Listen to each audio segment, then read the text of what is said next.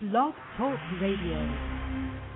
Hello, everyone. This is Lori Smith on Blog Talk Radio. Good evening. It is 9:30 p.m. here in Calgary, Alberta, and I'm happy to be here. This is Child Abuse Prevention and Human Rights Abuse Prevention is Up to Us, Monday night, September 20th, and we're on for 30 minutes, and I wanted to continue talking about some information I found from a website, irvingstudios.com, the Child Abuse Survivor Monument, and this information we kind of left off on Friday night talking about physical abuse as well as emotional abuse from this website, the information that's on this website. And I wanted to continue on tonight with the section neglect, and then we'll move on, see how far we can get. But this website's awesome, and I've been looking at this website for a while now, and it's got some great information on there. Michael C. Irving is a psychotherapist. He's a sculptor, and he's a survivor.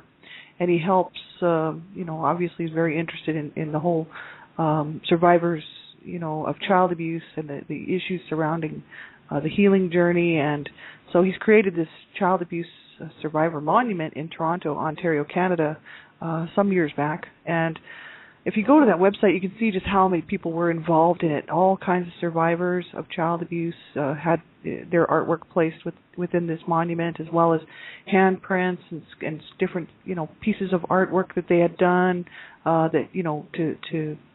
to help them on their healing journey to heal from child abuse. Right. So this website's awesome, and I love it as a survivor myself. I absolutely love this website. But the information on here is really good, too, as far as, what is child abuse and all the different types of, the signs, the symptoms, reporting and why children don't report, the whole thing. It's quite inclusive. And so I hope you will go check it out. And so I wanted to continue talking about that tonight, the section of neglect. So I'm not a professional, you have to listen at your own discretion. Topics of abuse are very sensitive, and, if you're thinking the show might make you uncomfortable or the topic might make you uncomfortable, you have to turn the show off. You really have to listen at your own discretion to all my shows, because I'm talking about child abuse, I'm talking about domestic violence, sexual assault, rape, you name it. I'm talking about abuse, right? So it's very sensitive subject for a lot of people, and they just don't feel comfortable. So if you're not comfortable, you just have to turn the show off and listen at your own discretion.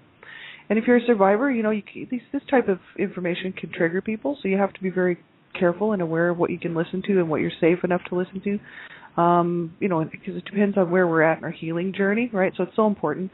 And if you're a young person under the age of 18, I just ask that you have permission to listen to my shows, because really, ultimately, I'm the Canada Regional Director for Dreamcatchers for Abused Children, and we're standing up, 24 hours a day, 7 days a week, 365 days a year to try to protect children and save children's lives. And you do have to be very careful what you're doing online as a young person. There's so many child sexual predators and crazy people out there trying to get a hold of children, and they will use any means, they will do or say anything that they can to get a hold of children.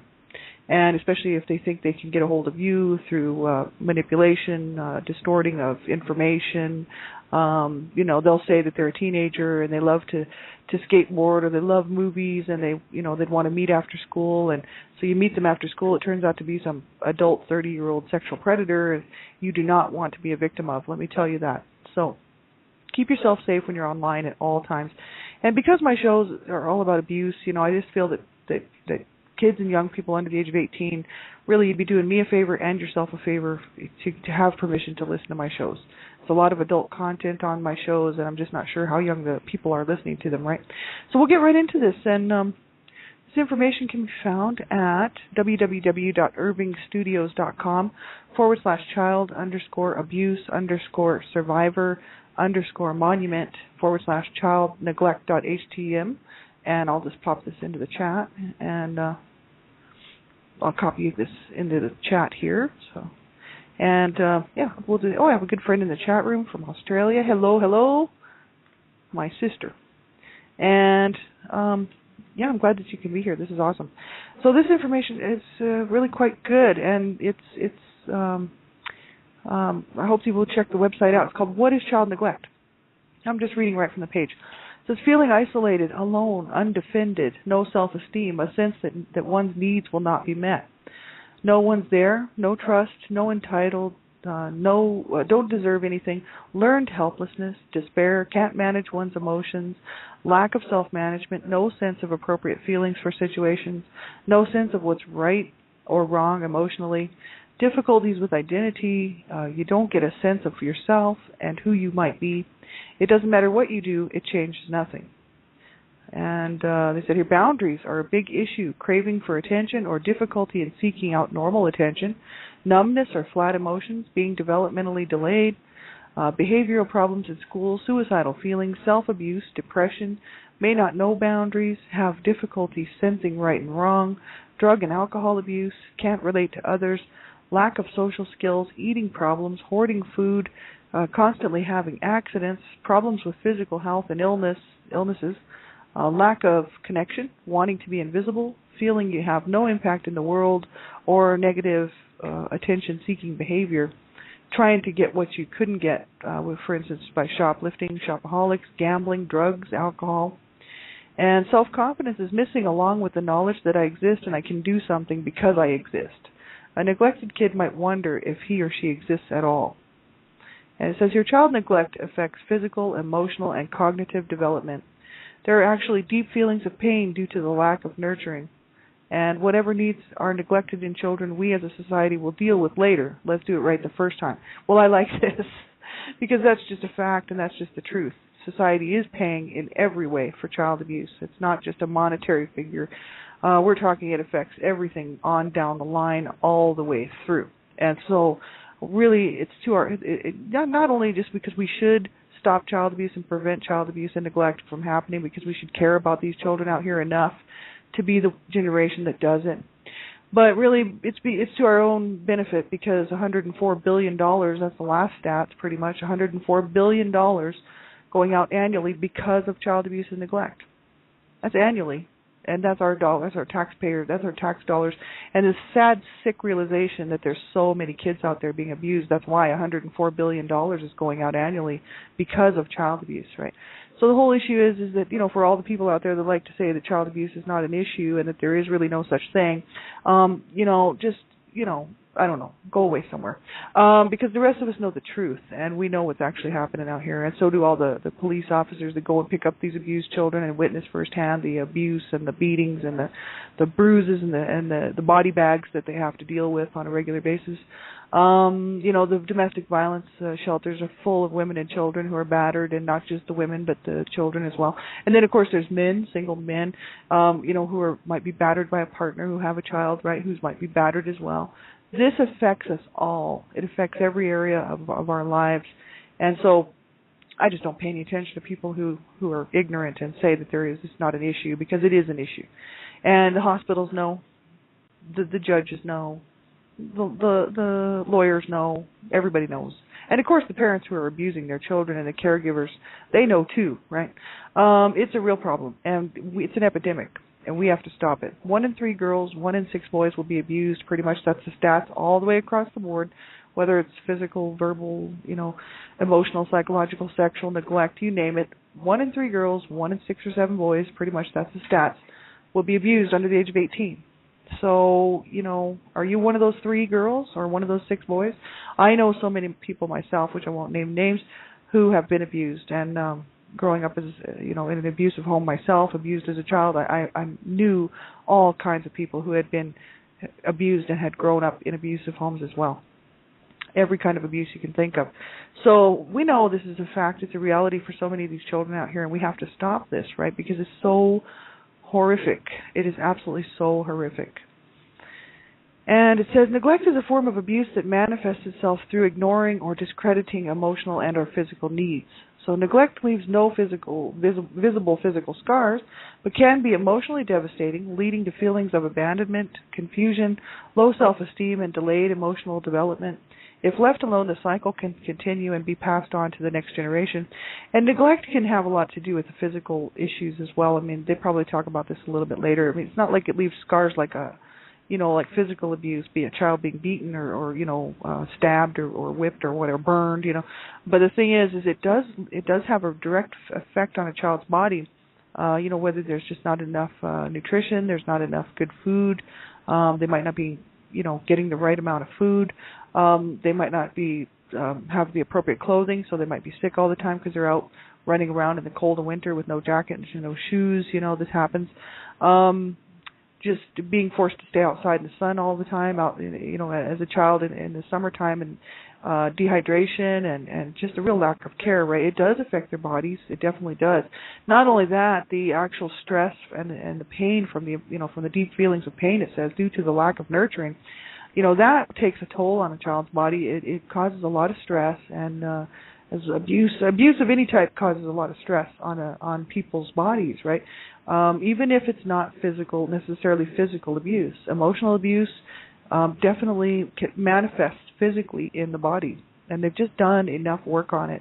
And on this, we actually went through this portion of this already last week, but they were talking about, you know, the whole idea that, you know, abuse affects the brain and the body, even if it's not physical abuse, and that's just a fact. They've done enough studies on it now to know that of course it does, and it affects their lives. They might make poor choices, like they're saying, trying to find what they didn't have as a child, so they might turn to alcohol, drug use, you know, sexually explicit behavior, dangerous behaviors, you know, doing things to self-harming, injuring, you know, suicide, right? It does have a very physical effect on children. So even neglect is really, it's a form of abuse. It says it manifests itself through ignoring or discrediting emotional and or physical needs, and actually neglect really is the most common and prevalent of all the abuses. It's just that most people don't talk about it too much because they're more interested in stopping the sheer life-threatening, immediate life-threatening issues of child physical abuse, right, or child sexual abuse, which, you know, can kill a child, right? Well, neglect can kill a child too. Emotional abuse can kill a child. People just don't realize this stuff because they don't do the work and they don't do the studies on it. But if you actually start looking into it, you can see that abuse kills. And if it doesn't kill them directly, it'll kill them indirectly, and it'll kill their spirit, even if they physically survive to a ripe old age. You know, they have a lifetime of scars and problems to try to heal from, emotionally, psychologically, mentally, you know, the whole self-esteem and the feeling worth it, and just the whole issues, right? So it's so important that we stop child abuse, right? It says here, neglect is a historical phenomenon that crosses social, economic, and cultural boundaries and lines caused by the time and value we place on status and possessions rather than our own children. And it says, when our families, workplaces, communities, and governments take ownership of this issue, including the education of people about the impact of neglect, children become our priority. And we must make time to listen to, respect, and value our children. And our children should be our priority. See, I don't have any children because I lost my only baby halfway through a miscarriage. But if I did have children, they would have to be my number one priority. And they would be. That's the whole issue, right? People have these children, they pop them out, and then they just expect them to be able to make it on their own. It's like, oh, you mean I have to feed it? I have to take care of it? Oh my God. You know, it's an it. It's not even a he or a she, you know. It's just absolutely ridiculous what people do to their children, and shame on them. And, you know, really honestly, like people need help. It's a whole lack of ignorance, and it's a whole lack of education. A lot of times there's mental instabilities that, you know, people are having children and they're not mentally capable or able to have them. Sadly enough, the child pays the price, you know, and the parents, of course, feel like they're the ones paying the price, but the child actually pays the price for that. And, you know, it's just sad because we see a lot of cases out there in the headlines, right? This is what we do. We study this stuff. We're constantly looking at it. And you see these cases where these parents, you know, or mothers, for instance, single mothers, they lose their children due to abuse, right? So they go away the children are taken away, and they might do a couple years in prison, or, you know, just a short term, 2 or 3 years in prison, and the children are taken away and placed in foster care with another family member or whatever. Then the mother gets out. She, of course, is pretty young. She's still young enough to have kids, right? So she has more kids and does the same exact thing to those kids, and then, you know, gets busted again. What do you do with somebody like that? Can you really get through to their heads without abusing them? You know, bashing their heads in or something? I mean, you cannot. See, 2 wrongs don't make a right. You know, it doesn't do any good to. What kind of punishment can you possibly do to somebody like that who is probably so mentally disabled that they don't even know what they're doing? They're just popping out kids and mistreating them and abusing them, right? And if you were to try to do an IQ test on them, they would probably test really, really low.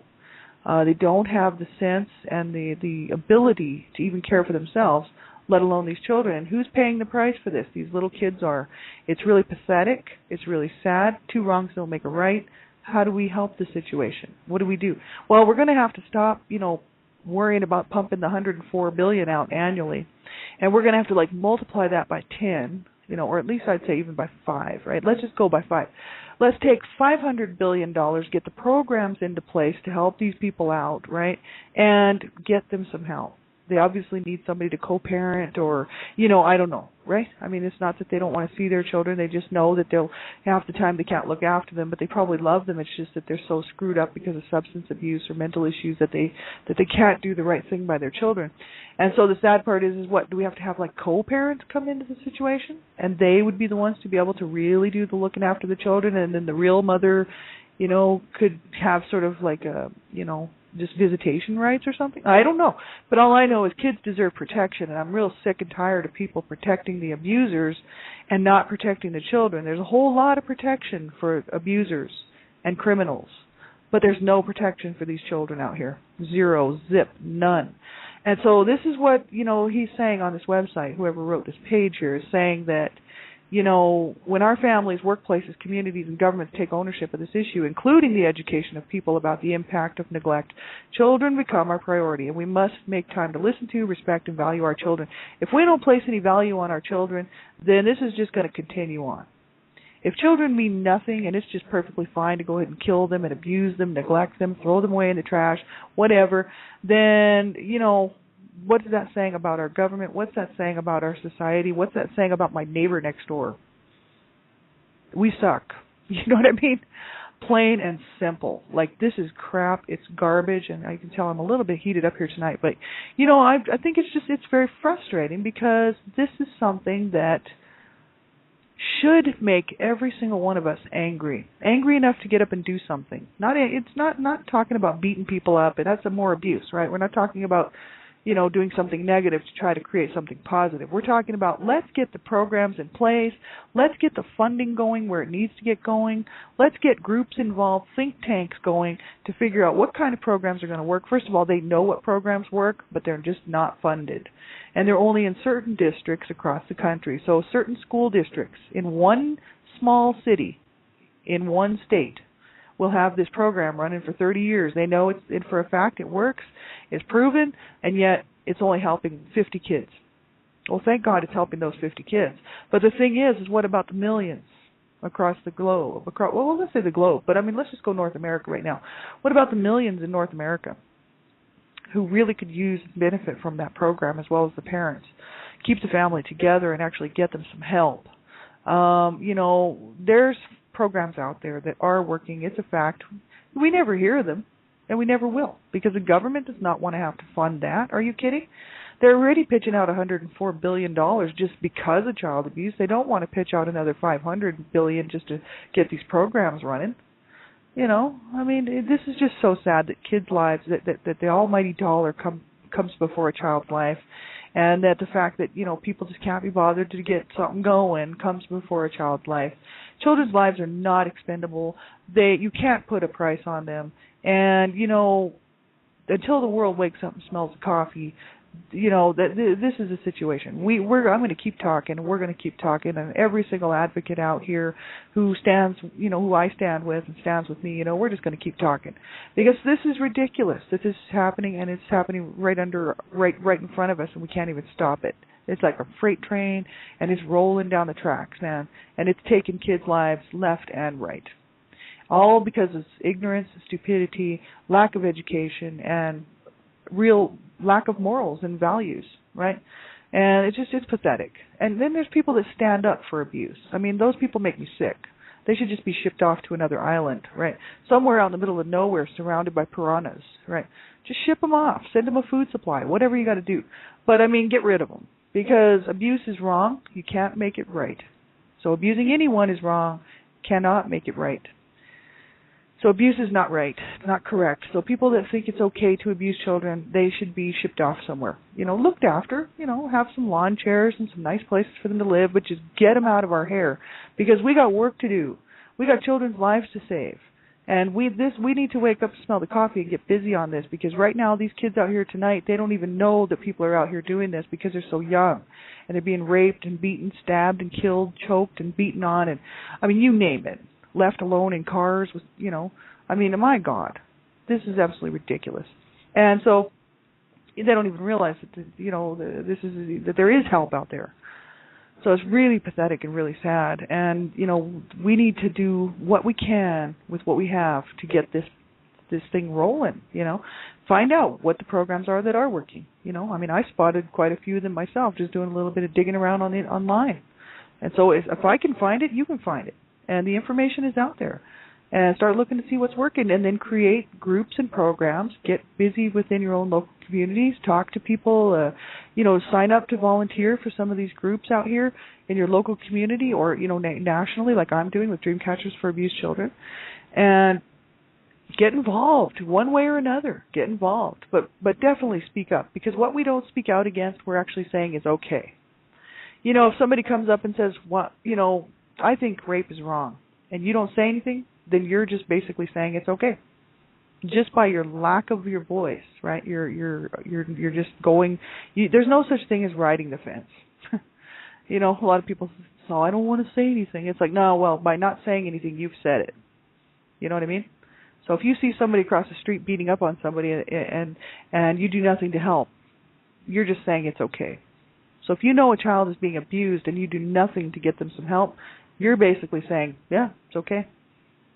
That's exactly what it is. There's no such thing as riding the fence. Inaction is an action. By not doing anything, you have done something, right? So you have to give that some thought.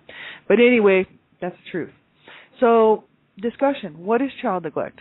What is neglect? It says neglect can consist of ignoring needs, physical or emotional neglect, distancing, inadequate supervision, not ensuring enough schooling, discrediting the child's needs. Physical neglect can consist of a lack of provision of proper food, shelter, clothing, nurturing, or the maintenance of good health, and more. Emotional neglect can consist of a lack of encouragement, praise, direct listening to the child, touch, babies left in their cribs for long periods, and more. A lack of touch and affection can delay the development of a healthy child who needs affection, hugs, and to hear "I love you" often. Excuse me. Neglect is a form of abuse, is what it is, exactly. It says, why does neglect happen? Often parents don't realize that they are neglectful. They may not know any differently, especially if their own role models were similar. They sometimes think that providing things is enough and forget about the caring. Neglect is sometimes caused by the crossing of social or economic lines. Alcoholism or drug abuse may be a cause, and the alcoholic or drug abuser focuses intensely on themselves and not their children or family. And it says perhaps the parents have children and don't want them, and there may be a questioning of priorities such as time. Children may be left in daycare for long hours. This type of abuse may not be an intentional act at times when parents are working for survival, especially single parents with limited resources. That's true. That's why single parents need help, Can't just leave them on their own and just, there you go, try to raise your 3 kids on $5 an hour, They need help. That's why these programs are so important, and we really have to do more to get more of these programs out here. And there has to be more people stepping up to the plate to help out and get, think tanks, young people with new thoughts, new minds, new fresh information coming along to say, what can we do to help? What can we do? Because this old stuff is obviously it's just not working. And it's not these people's fault out here. They've been trying. Thank God for these people that have been working so hard to save children's lives for so long now. And that's really why I wanted to come along and add my voice in here too, was because I thought, look at all the people for the last 40, 50 years who have given their lives to try to help save children's lives and stop child abuse. And we're not ashamed to stand up and say, child abuse is wrong. We need to stop this. And not afraid to get involved and go to college and go to school and learn how to become, a social worker or, there's so many people that like to put down child abuse advocates and so many people that like to put down people who are taking the children out of these homes. Thank God there's people willing to go into people's homes and take these kids out, because I actually know someone who does that, and, she goes in there to fight for that kid's life, and that she quite often gets stabbed and shot at and threatened, her life and stuff. And she's going in there to save a child whose life is in danger, in jeopardy. And she's like, no way, man, I'm saving that kid. So all these people that like to cry and complain that their children are being taken away, you know, in error, well, I don't know. It just seems to me that there has to be something wrong. Half the time they don't take these kids out unless there's something wrong, because half the time they leave the kids in the home and they're killed. We see a lot of that. Now, there must be error, because there's always room for error, and that's the sad part. So I'm sure there are some kids that are taken out in error. But I know, you know, in a lot of the situations we see out there, and in my own situation, you know, kids are not removed. And even though the abuse continues on, they're still not removed. And so these kids end up losing their lives. And it's really sad. So neglect is the same issue. It's the same thing. Neglect is very serious. And, you know, it can kill a child just as well as any of the other types of abuse, right? So it says, electronic media now provides for an easier state of neglect, while it says with children watching television or videos for long periods of time. So basically being brought up by the TV or by the computer, right? Impact on children. Children who are victims of neglect often develop negative self-esteem, are abandoned, neglected, and may be emotionally delayed. They may turn to other things, both positive and negative, in order to meet their needs: drugs, alcohol, games, guns, and street kids. For our children, this is a very confusing issue. They don't know where they fit. There is something lacking, and whatever they try to fill the gap with, it just isn't right. They do not feel loved or worthy of love, and will often demonstrate very negative behavior in order to get attention. Neglected children may develop passive-aggressive personalities. Through negative imprinting, they learn by example and often grow up to be abusive parents. Just passing the cycle on. And it says there are often no outward signs, physical or other, of child neglect, such as bruises, so children often internalize the impact of neglect. Child neglect is a family problem, not just a woman's problem. Child neglect impacts negatively on the average time a woman spends with her child and family. It says what to do about child neglect. It says we must increase awareness of child neglect and provide education about prevention. People need to be educated on many levels about options. Employers need to be more aware, for instance, providing on-site daycare. On a societal level, we must stop perpetuating the problem. Neglectful parents must learn to value their children instead of doing things to them that they would not do to their property. Older role models could be provided, right? Why don't we have to why don't we have to take a parenting test? It says here, any responsible adult in a child's life has a responsibility to ensure that the child is cared for, and we must listen to the child. They can and do communicate. Children must be a priority. So I like that. That's awesome. What can a child do? Children have choices. They can be enabled to make a decision, an informed choice. Neglect and abuse are not any child's fault. Children often do not feel that neglect or abuse is what it is because it is their definition of normal. And they can be informed about what neglect is and how to draw a line between tough love and neglect. And how do we empower children to make healthy choices? Children can find someone they trust and tell, although sometimes this makes things worse, so they must consider their options. And then he's listed off all of his references here. So yeah, this is just it's just it. Neglect is huge problem. It's a major problem. And what's sad about it is it shouldn't even be happening in North America. I mean, we see this stuff going on around the world. You know, the Philippines or Asia, parts of like Africa, places like that where there's so much. Just because of the poverty levels. The lack of education. It's just obviously neglect is there. But the thing is, in North America, with the programs that we have, and all the different things going on within the schools, and the help out there that's out there for parents, there should be no neglect, and there should be no child abuse in North America. And that's why I'm standing up to say this is absolutely pathetic and sick. That 1 in 3 girls and 1 in 6 boys are going to experience child sexual abuse under the age of 18. And that's pretty much the facts all the way across the board for physical, emotional, psychological, child sexual abuse and neglect. 1 in 3 or 4 girls, 1 in 6 or 7 boys. So if that is not an epidemic, I don't know what is. So thanks everybody for tuning in. I'll be back on Wednesday night. I'll be back on tomorrow morning with one child abuse survivor to another. And thank you so much for being here and tuning in. I appreciate it. Tomorrow night I'll also be on Dreamcatchers Talk Radio for an hour. www.blogtalkradio.com/Dreamcatchers. And then Wednesday morning, my own show. You can check my show page there. So if you need something, get a hold of me here on Blog Talk Radio, Facebook, or whatnot. And if I can help you find some resources or information or whatever, or if you need some information about Dreamcatchers, please let me know. Dreamcatchers for Abused Children. And take care, everybody. Have a great night, and we'll be talking to you again real soon. Bye-bye.